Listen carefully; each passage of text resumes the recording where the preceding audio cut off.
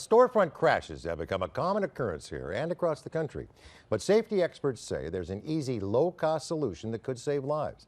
CBS 2 Orange County reporter Stacy Butler talked to a local family trying to put a stop to these tragic accidents. My grandma was a wonderful person. 14-year-old Isabel Manalo fondly remembers her grandmother, Marisa Malin. She loved life a lot, and she loved me and my sister and my brother and my cousin. Marisa's grandchildren had just celebrated their Abby's 73rd birthday. The most important thing that she loved to do is to be with her grandkids, and she would take them places. Places, including this Farrell's, the old-fashioned ice cream parlor in Buena Park. It was a busy April Friday evening, so Marisa and her grandchildren waited outside. Suddenly, things went horribly wrong. Breaking news in Buena Park, where a night out for ice cream has turned deadly.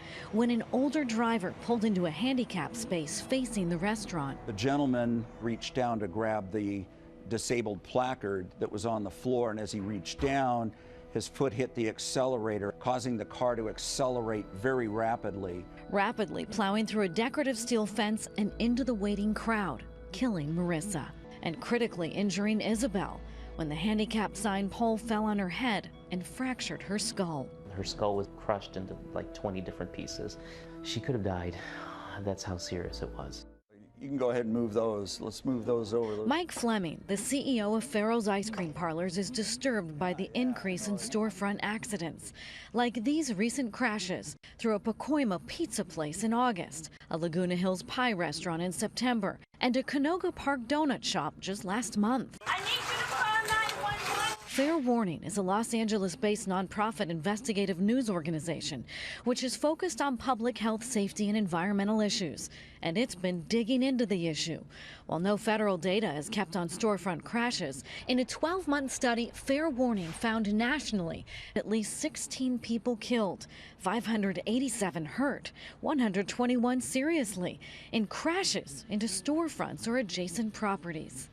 It only took a matter of days for Farrell's to make their own decision, install 12 additional safety barriers, so an accident like this would never happen again.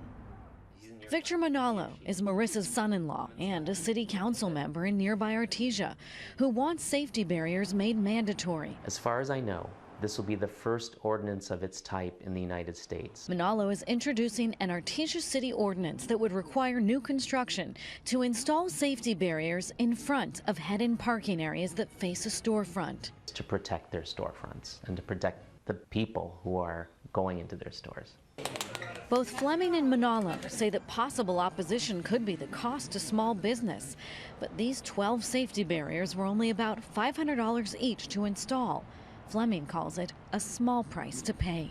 In an area where it involves public safety, there is no compromise to me. It's my mission now for the rest of my life to make sure that this doesn't happen at any other business.